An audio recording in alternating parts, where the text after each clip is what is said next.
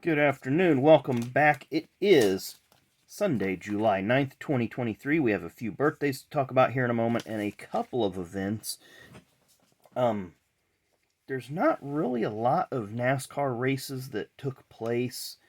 I looked, of course, at all the events, but there wasn't a significant amount of events that took place on this date because, again, we're dealing with, for many, many years, the 4th of July was strictly reserved for the Firecracker 400, so a big portion of the NASCAR schedule wasn't run. And of course, the Xfinity, then Busch Series, and then Truck Series still being so new, didn't really run a lot just to kind of keep the weekend open. But on this date in 2000, Tony Stewart won at New Hampshire. And of course, this was the weekend that Kenny Irwin passed away in the practice crash up there. So it became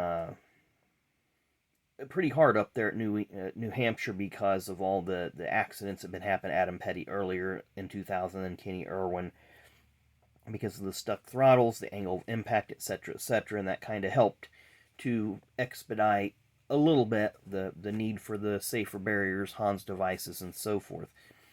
On this date in 2021, Austin Hill won the inaugural Truck Series race at Knoxville, Iowa. Of course, that's the famed dirt track where the Knoxville Nationals are held. And I believe the Sprint Car Hall of Fame is out there as well. I'd like to go out there sometime and check that out.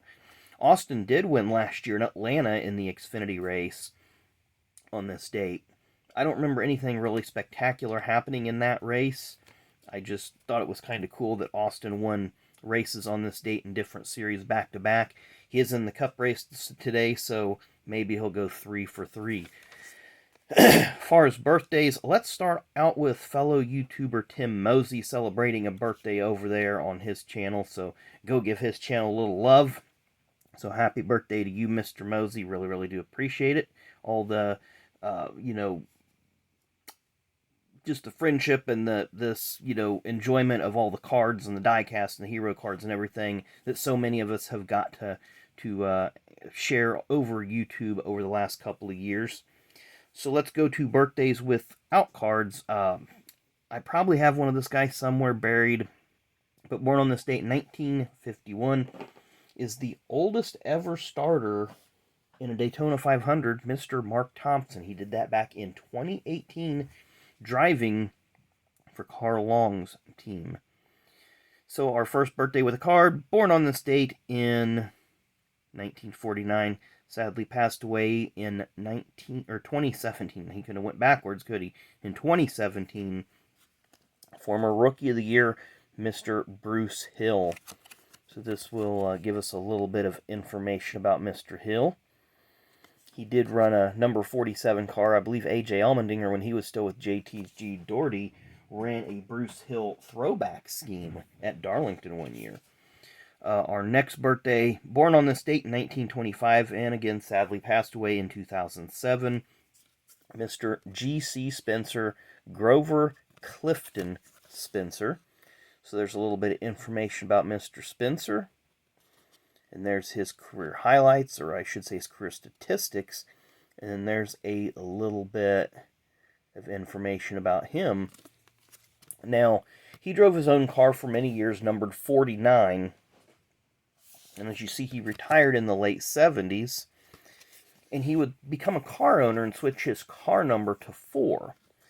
Connie Saylor drove his car for a little bit. And if you look in the 1981, when the cars were downsized, there's a famous flip of a 4-car on the backstretch in the qualifying race. And that was Connie Saylor driving G.C. Spencer's car. Well, somewhere, excuse me, between 1982-83 seasons, I believe it was, Grover Clifton, G.C., sold his team to a group of folks from the Abington, Virginia area, and that team would become known as the Morgan McClure team, which would become that iconic, eventually would become that iconic yellow number 4 car that we've all seen in Daytona 500 Victory Lane with Ernie Irvan and Sterling Marlin. Of course, a lot of history with the 4-car during that time frame. Mark Martin was one of the inaugural drivers of that 4-car. But you go on Racing Reference, type in owner Morgan McClure, and you kind of scroll down, and they had a long history. Of course, that team doesn't operate anymore as a racing team, but they just weren't able to adapt, I don't think, and they kind of like Junior Johnson or Bud Moore. They didn't change fast enough with the times to keep up, and they, eventually had to shut down. Our final birthday, born on this date in 1960, spent most of his Cup career as a crew chief with Brett Bodine, Mr. Donnie Richeson. Of course, Donnie is the brother-in-law of Brett, and I've just kind of put these in order. You see there with the Kenny Bernstein team, Quaker State. And then I think when the team started to shut down, and I don't really remember it, but the card shows him with it, Jeff Burton's team, the Stavola team in 95. I don't remember that, but that's first year I was working full-time, so don't remember a lot about that year. And then he went back with Brett's team when Brett bought the team from Junior Johnson. Then after that, there's not really any Donnie Richeson cards, but you have the red and the blue different. They're not different levels, they're just equals. They're not like a gold and a silver version, but Crown Jewels that year did have a lot of different parallels that were numbered, like citrine and emerald and diamond.